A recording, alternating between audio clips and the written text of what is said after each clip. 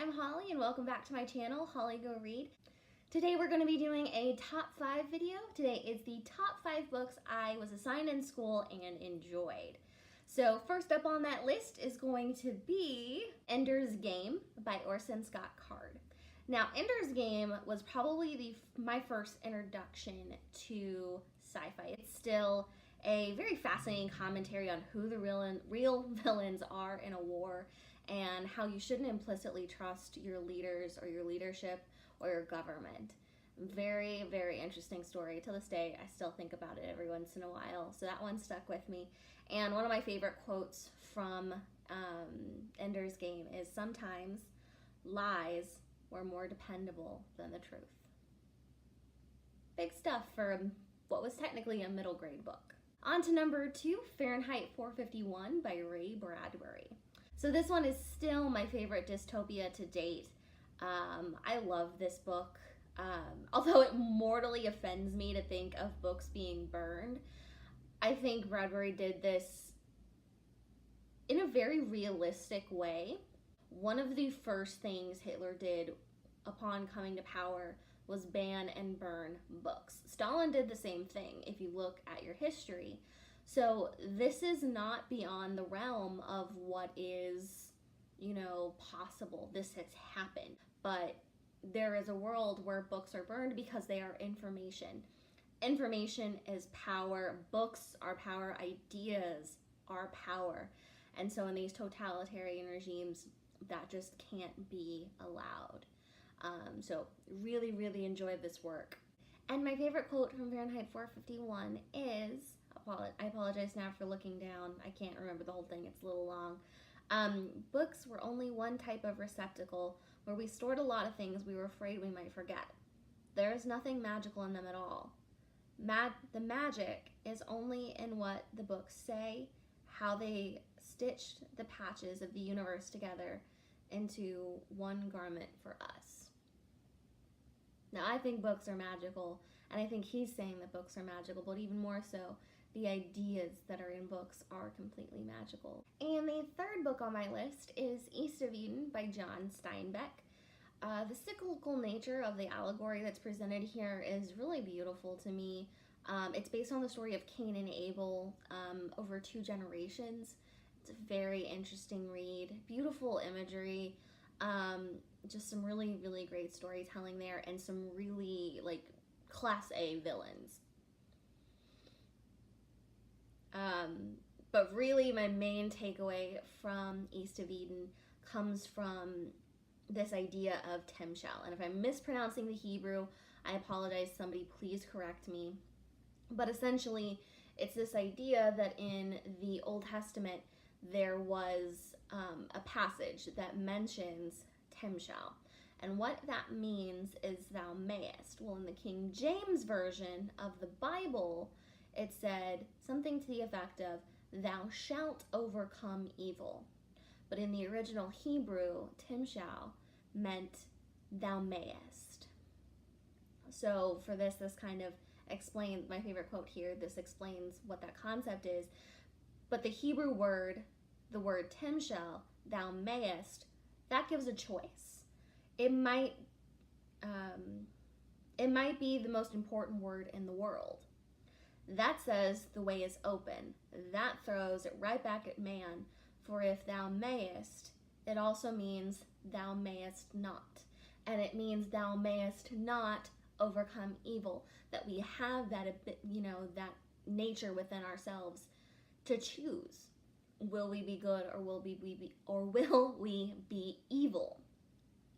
And this book plays a lot with that idea. The Cain and Abel story. Are they doomed to repeat the past? Or do they get to choose who they are, what choices they make, and how that's going to affect their lives? And I think that is a very real concept for all of us. We have to decide for ourselves who we're going to be. So again, another one that really stuck with me. And this one's just kind of a fun one. So this is number 4 on my list. It's super fun. Kind of a indulgent, just laugh out loud fun time. and that is The Importance of Being Earnest by Oscar Wilde.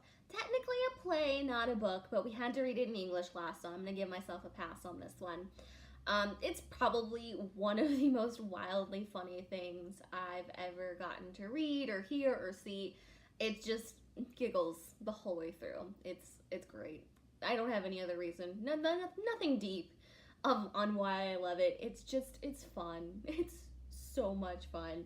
And just one of the myriad of quotes that I pulled out here. I never change, except in my affections. Girl, same. But not really. I love my fiance. I'm sorry. This is the only one that I was assigned in college on this list, and that is The Invisible Hand in Popular Culture, Liberty versus Authority in American Film and Television by Paul A. Cantor.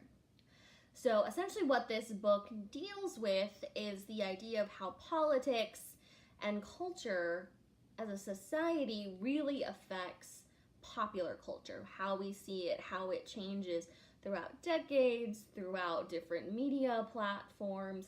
It's a fascinating read. It's also the only nonfiction book on this list, but again, it's a really interesting read.